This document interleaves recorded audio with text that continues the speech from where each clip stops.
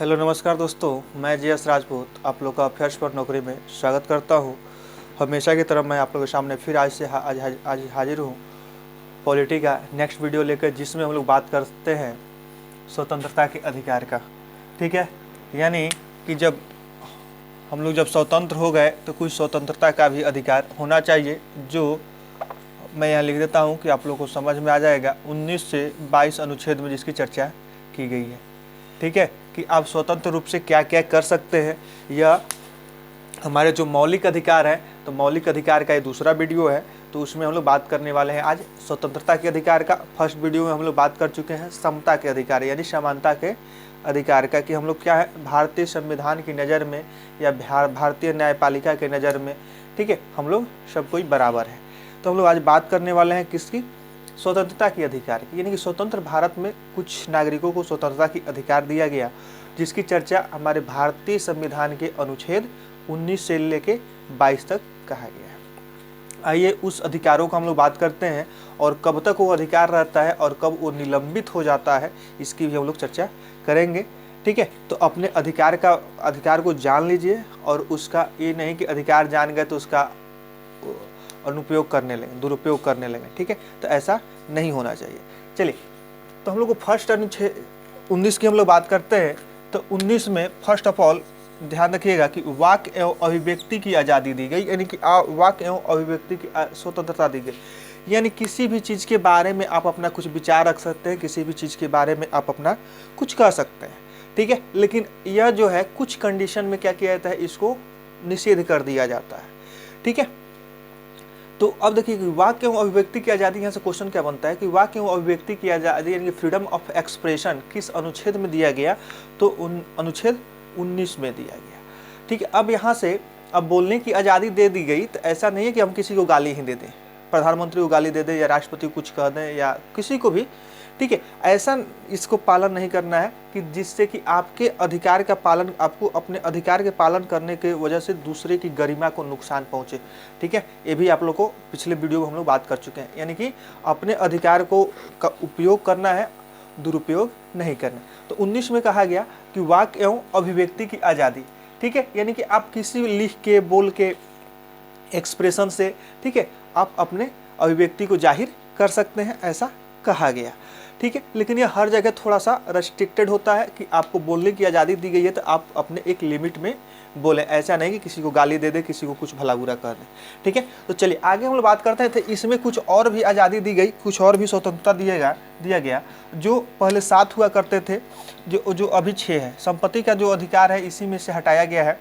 ठीक है, तो अब देखिए 1 नंबर में कहा गया, 1 नंबर में 19 का ए में कि भाषण एवं अभिव्यक्ति की स्वतंत्रता, यानी कहीं भी आप क्या कर सकते हैं, भाषण दे सकते हैं, अपने एक्सप्रेशन को, अंदर की फीलिंग को कह सकते हैं।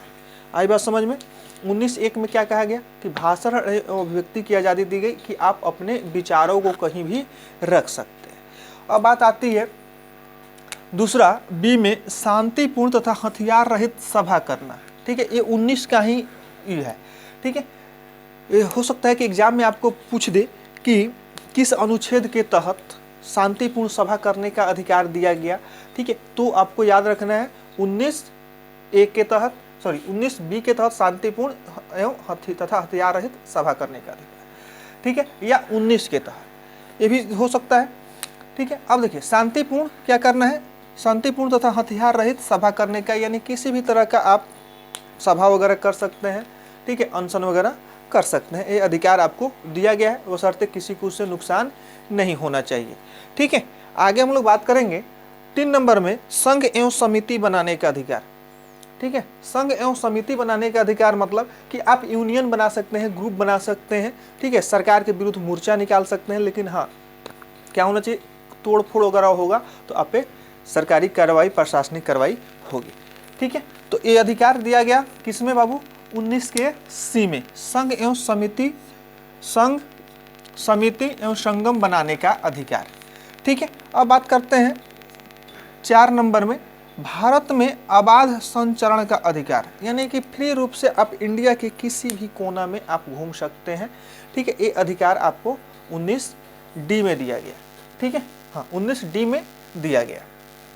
इसके बाद दिया गया 19(e) में कि भारत के किसी भी भाग में बसने का अधिकार। अब देखिए घूमते घूमते आपको क्या दिया गया, संचरण के बाद बसने का अधिकार, यानी घूमते घूमते आप इंडिया के किसी भी कोना में जाके वहाँ के अस्थायी निवासी हो सकते हैं।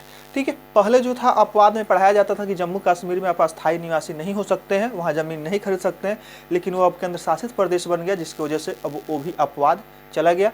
यानी कि आप इंडिया में जो भी 28 स्टेट्स और 8 यूटी जो है, वहाँ पे आप किसी भी राज्य में आप अपना निवास स्थान बना सकते हैं, वहाँ पे बस सकते हैं।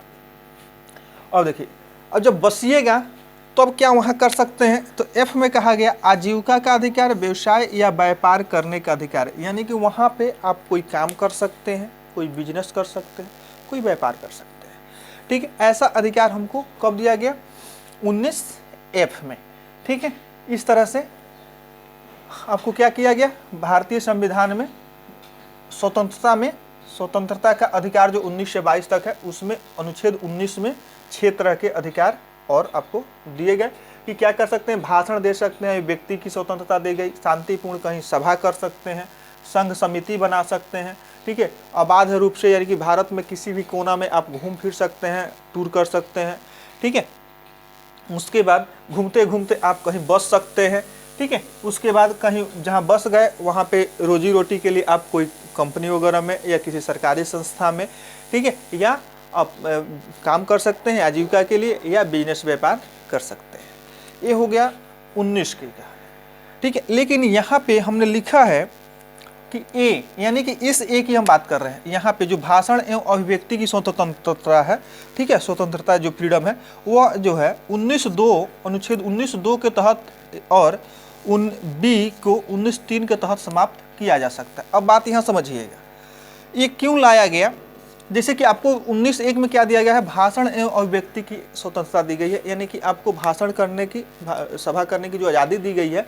तो 19(2) में इसलिए रोका गया है कि मान लीजिए किसी देश से युद्ध चल रहा है, ठीक है, और उस समय उस देश के फेवर में आप कुछ कह न दें, ठीक है, तो उस समय आपको क्या किया जाएगा, आपके इस स्वतंत्रता के अधिकार को क्या किया जाएगा, निलंबित कर दिया जाएगा, यानी कि वहाँ पे आप नहीं बोल सकते हैं। आई बात समझ में। दूसरा कहा गया 3 नंबर में संघ समिति बनाने का अधिकार, बी नंबर में शांतिपूर्ण तथा हथियार रहित सभा करने का, बी नंबर में कहा गया। लेकिन 19 के 3 में कहा गया कि इसको भी समाप्त कर किया जा सकता है अगर आपात स्थिति है भारत में, ठीक है, या किसी तरह की उस तरह की कंडीशन है, तो उसमें अगर, या इससे भी हो सकता है कि आप सभा कर रहे हैं और उसमें आर्म्स वगैरह पकड़े जाते हैं, ठीक है, बम वगैरह का अगर पकड़ा जाता है, जैसे कि दिल्ली में वो हुआ था, क्या कहते हैं वो, शाहीन बाग वाला, उसके बाद बहुत सारे तोड़फोड़ वगैरह हुए थे। ठीक है, तो अगर इस तरह की होगी तो क्या होगा, इसको आपको क्या किया जाएगा, सी का जो आपको अधिकार दिया गया है वो समाप्त किया जा सकता है। ठीक है, सभा कीजिए, समिति बनाइए, संगम बनाइए, शांतिपूर्ण सभा कीजिए, ये सब ठीक है, लेकिन अगर इलीगल पकड़े गए, वहाँ पे कोई अगर गैरकानूनी काम पकड़ा गया, तो आपको क्या किया जाएगा, आपके मौलिक अधिकारों से या स्वतंत्रता के अधिकारों से वंचित किया जा सकता है। तो खासकर यही एग्जाम में आता है कि 19(a) को, ठीक है, 19(a) को 19(2) के तहत स्थगित किया जा सकता है और बी को 19(3) के तहत समाप्त किया जा सकता है, या क्या कहते हैं, बाधित किया जा सकता है। अब बात करते हैं अनुच्छेद 20 की। ठीक है, अनुच्छेद 20 में कहा गया कि अपराधों के लिए दोष सिद्धि के संबंध में संरक्षण का अधिकार, अपराधों के लिए, ठीक है, यानी कि अपराध आप करते हैं, ठीक है, तो आप इलीगल करते हैं या नहीं करते हैं, उसमें भी क्या किया जाता है, कभी कभी माने बिना दोष के, यानी कि निर्दोष आदमी भी फंस जाता है, ठीक है, तो वो ना फंसे, तो उसके लिए अधिकार दिया गया अनुच्छेद 20 में। ठीक है, और इसी में आपको क्या कहते हैं, मजिस्ट्रेट के सामने पेश होना है, ठीक है, पुलिस कितने दिन तक, 24 घंटे तक रख सकती है, ये सब इसी में बात कहा गया। और हाँ, एक और चीज़ आगे 22 में कहा गया ना, हाँ, ठीक है, तो अपराधों के लिए दोष सिद्धि, यानी कि जो भी अपराध का आप पे आरोप लगा है, उसकी जब तक क्या कहते हैं, उचित सिद्धि नहीं हो जाती है, तब तक आपको दोषी नहीं माना जाएगा। ठीक है, जैसे कि मान लीजिए आपको कोई चोर कह देता है, ठीक है, तो जब तक उस चोरी का आरोप सिद्ध नहीं होता है, तब तक आपको चोर नहीं कहा जा सकता। ठीक है, इस तरह से इसमें कहा गया। ठीक है, अब बात करते हैं अनुच्छेद 21 की। अनुच्छेद 21 में कहा गया प्राण एवं दैहिक स्वतंत्रता।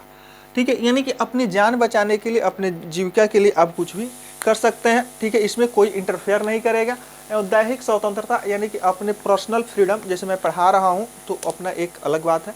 ठीक है, इसके अलावा भी मेरी जो पर्सनल लाइफ है उसमें कोई इंटरफेयर नहीं होनी चाहिए, इस तरह की स्वतंत्रता इसमें दी गई। ठीक है, और इसी के 21 के कॉम में दिया गया, इससे उतना नहीं बनेगा लेकिन ये बहुत इंपॉर्टेंट है बाबू। 21 के कॉम में दिया गया, कहा गया कि 6 से 14 वर्ष के बच्चों के को निःशुल्क एवं अनिवार्य शिक्षा दिया जाएगा।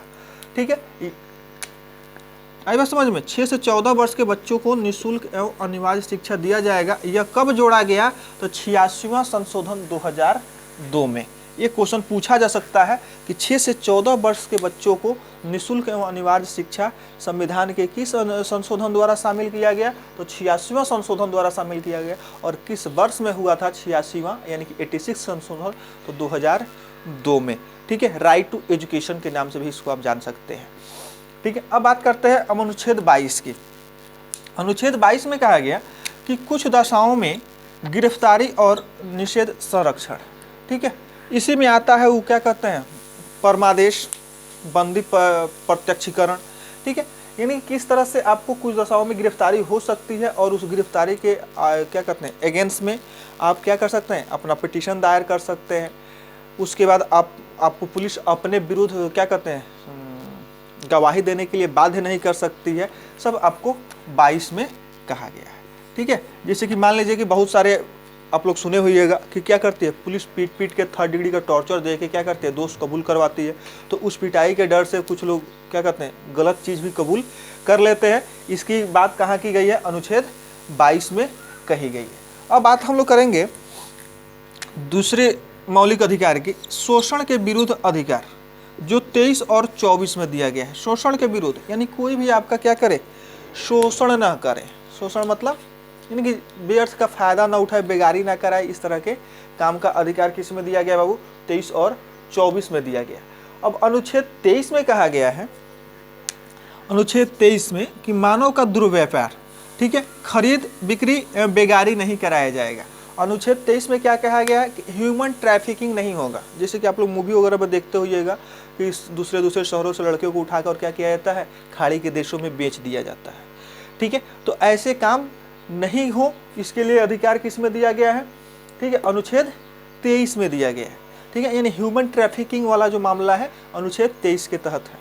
ठीक है, यानी मानव का दुर्व्यापार नहीं हो, खरीद बिक्री नहीं हो, किसी से बेगारी न कराया जाए, इस तरह का अधिकार किस में दिया गया? अनुच्छेद 23 में दिया गया। अब बात करते हैं, जब मानव की हो गई तो अब बात करते हैं कि 24 में क्या कहा गया। 24 में जो है 14 वर्ष से कम के बालकों को कारखाने तथा खानों में, ठीक है, यानी कि माइंस वगैरह में या फैक्ट्री वगैरह में काम नहीं दिए जाए। ठीक है, उनको वहाँ पे नियोजित नहीं किए जाए, उनको वहाँ पे तैनात नहीं किए जाए। और अन्य भी जगह जहाँ पे क्या है ज़्यादा जोखिम वाले काम है वहाँ पे 14 वर्ष से कम के बच्चों को तैनात नहीं किया जाए। ठीक है, ऐसे तो क्या कहते हैं लेबर लॉ में ये 14 वर्ष तक तो किसी को काम ही नहीं देना है। ठीक है, लेकिन कुछ हद तक है, इधर कुछ संशोधन वगैरह हुआ है कि कुछ हद तक, जैसे कि क्या कहते हैं अपने फैमिली बिजनेस है तो उसमें जो जोखिम भरा वाला काम नहीं है तो वो बच्चे सहयोग कर सकते हैं अपने गार्जियन को। इधर हाल ही में 2-3 साल पहले संशोधन हुआ है। ठीक है, तो याद रखिएगा कि अनुच्छेद 23 में क्या कहा गया कि आपको क्या करना है, मानव दुर्व्यापार नहीं करना है, दुर्व्यवहार नहीं करना है, किसी से बेगारी नहीं कराना है। ठीक है, और अनुच्छेद 24 में क्या कहा गया, 14 वर्ष से कम के बच्चे को किसी कारखाने में या क्या कहते हैं खान वगैरह में काम पे नहीं रखना है। ठीक है, अगर रखते हैं तो अनुच्छेद 23 या 24 के तहत इसको दोनों को या करते हैं कोई भी काम तो आप दंड के भागी होंगे। आगे हम लोग बात करेंगे 25 से 32 की। ठीक है, अभी बचा हुआ है 25 से 32, हम लोग आगे बात करेंगे। तब तक के लिए जय हिंद। आप लोग बने रहिए और चैनल को सब्सक्राइब करते रहिए।